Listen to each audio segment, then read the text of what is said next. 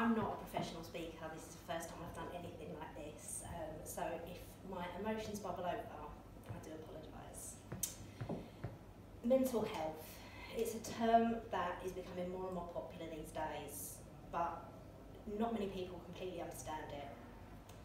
My mental health journey got kicked into motion when I was just a child. I came from a broken home and suffered at the hands of a mentally abusive stepmom. I didn't realise how badly I was affected until I finally reached out at the age of 25. Up till then, I was having a very secret relationship with an awful man called Ed. Ed is not a real person. He's the awful voice that exists inside my head, telling me that I'm fat, I'm ugly, I'm not a good enough person. And he taught me how to be the best bulimic out there.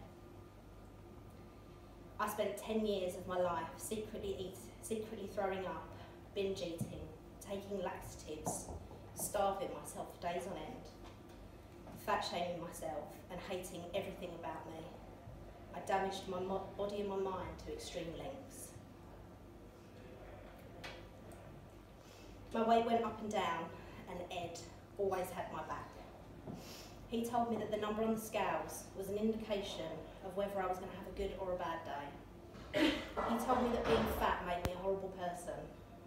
If I didn't lose weight, I wouldn't be successful. He had so much control over me, I can't begin to tell you. In 2008, my husband and I were gifted a beautiful baby girl. Throughout my pregnancy, Ed disappeared. For the first time, I started to love my body.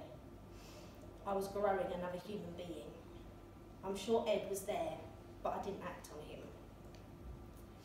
I was on a support forum online with other mums who were going through struggles of pregnancy, different problems, and one lady spoke very openly about her own eating disorder.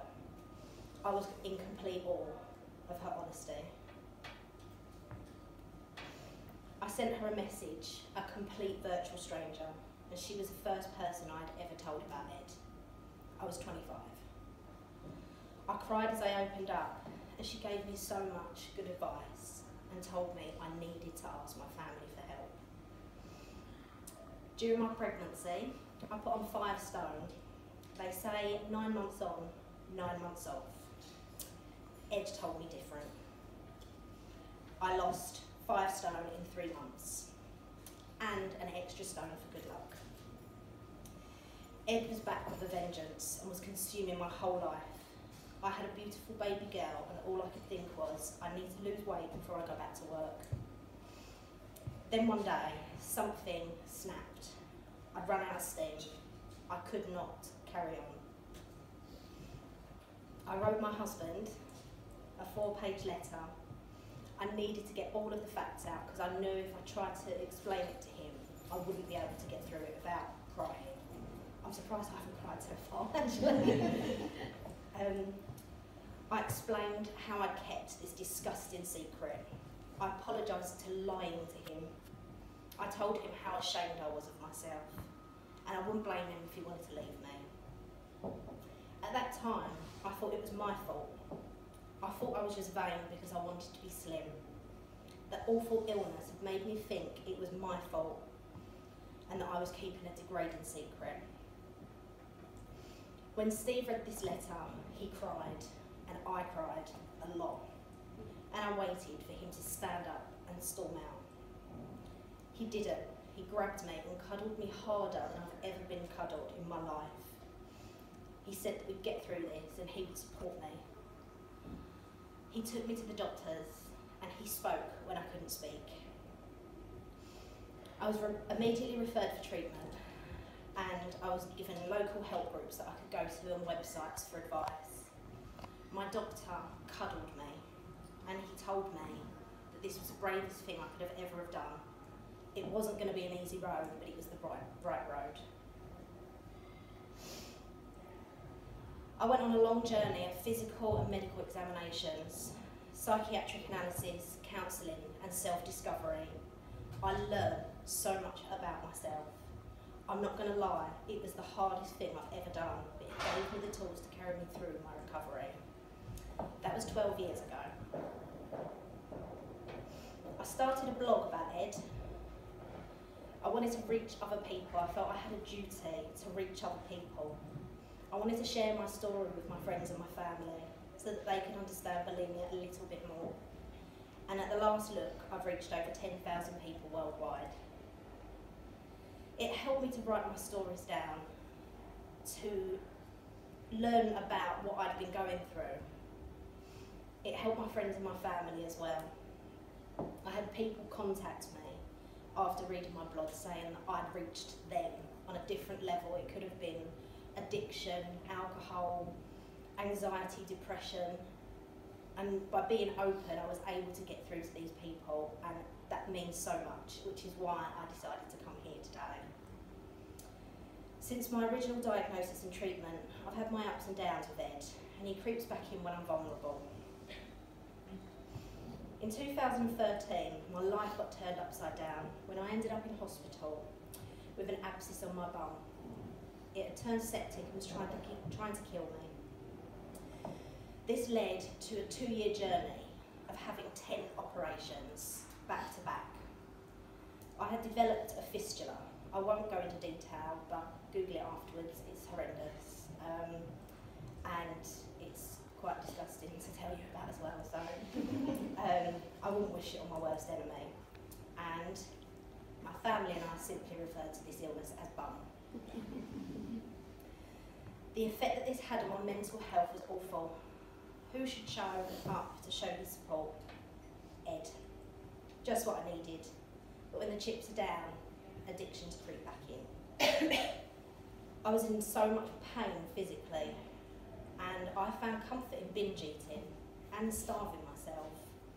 My mental health and my physical health were taking a bashing.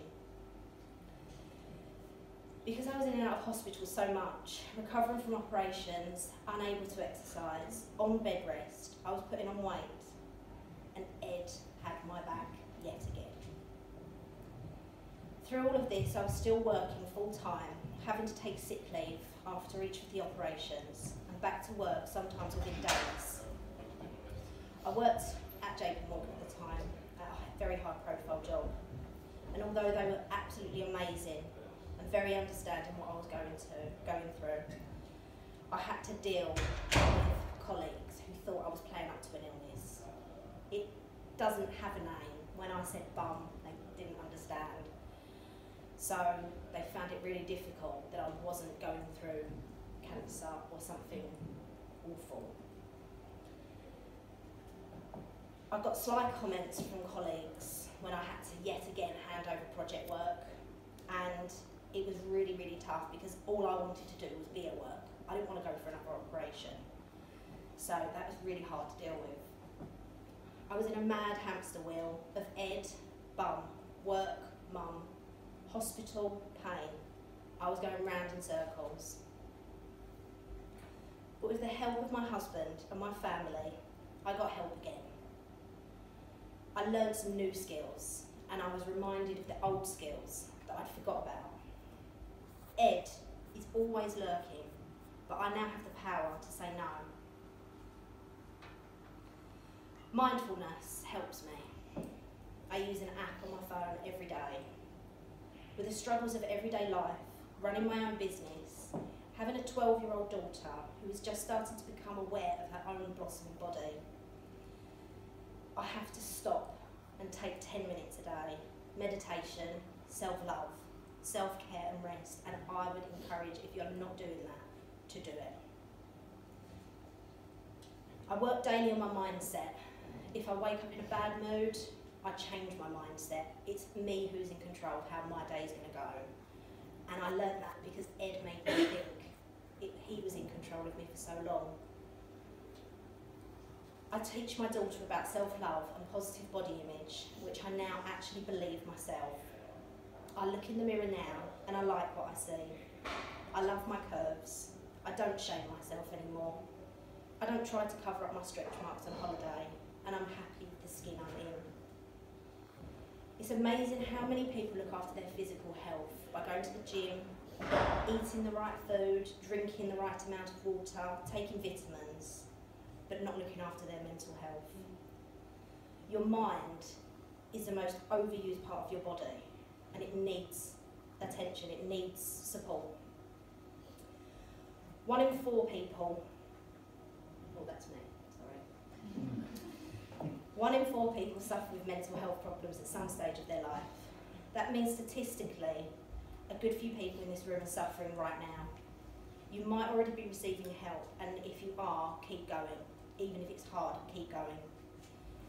But I'm guessing there might be a few people who are suffering in silence, too scared to ask for help. I promise you, if you ask anybody who has been through anxiety, depression, eating disorders, anything, do you regret asking for help? The answer will be no. So, I encourage you to talk more. Be open about your mind. It's not something that we should be hiding. And look after yourselves a little bit more.